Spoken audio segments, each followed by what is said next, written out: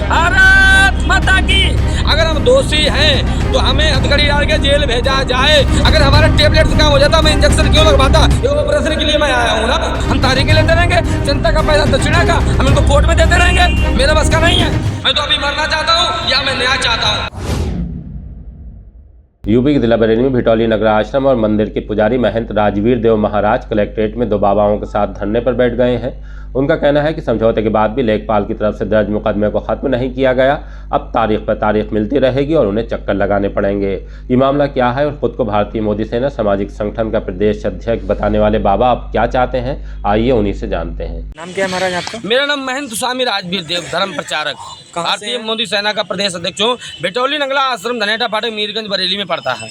क्या मामला है जो आज मामला यह है कि हमारे आश्रम में 4 जनवरी को 2024 में ही एक अन्नपूर्णा गोदाम बनवाई जा रही थी ग्राम प्रधान के द्वारा। हमने उसका विरोध किया था, मेरे साथ भी ग्रामवासी भी थे। फिर मैं 6:30 बजे जो है एसडीएम महोदय से मिला, फिर मैंने वो धरना समापन कर दिया था, बंद कर दिया था।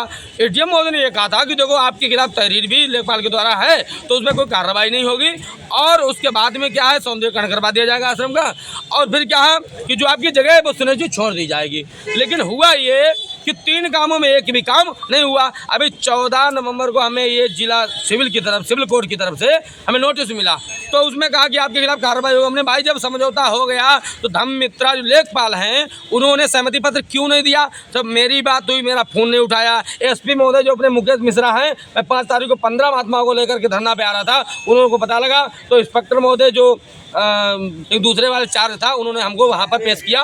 तो एसपी महोदय ने यही काम थे कि आप अपना पूजा पाठ करिएगा जाकर के, आपको इसके मामले में कोई चिंता करने वाली बात नहीं है। फिर मुझे रिपोर्ट मिली है कि धम्म मित्रा कह रही हैं कि हम वहाँ सहमति पत्र नहीं देंगे, ये जिंदगी और मुकदमा लड़ते रहेंगे। अरे भाई मैं क्यों लड़ता रहूँगा? मैं अगर अपराधी हूँ तो मैं सीधे कह रहा हूँ मुझे जेल भेजो। अगर अपराधी हैं तो इनकाउंटर कराओ, नहीं अपराधी हैं तो बहुत सहमति पत्र लगवा करके धम्म मित्रा को यहाँ बुलाया जाए। मैं कहीं दौड़े नहीं जाऊँगा। अभी एडीएम महोदय ने हमसे कहा आप ये आदेश कर दिया है कि आप वहाँ चले जाओ एसडीएम मीरगंज। अगर वहाँ से समाधान हो जाता आज मैं यहाँ पर क्यों आता भाई? अगर हमारा टेबलेट से काम हो जाता मैं इंजेक्शन क्यों लगवाता? ये ऑपरेशन के लिए मैं आया हूँ ना, मेरा ऑपरेशन करिए। तो इसीलिए मैं आया हूँ। मेरी 3 ही मांगे हैं। अगर हम दोषी हैं तो हमें हथकड़ी डाल के जेल भेजा जाए, क्योंकि भाई जब समझौता हो गया तो हम काहे के दोषी हैं?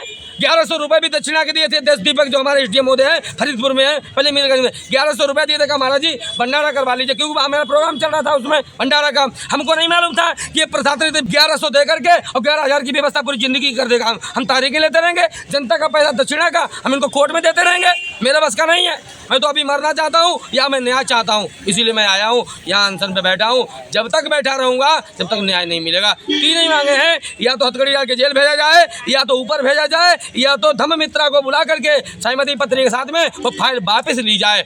बस। भारत माता की, भारत माता की, भारत माता की, वंदे वंदे।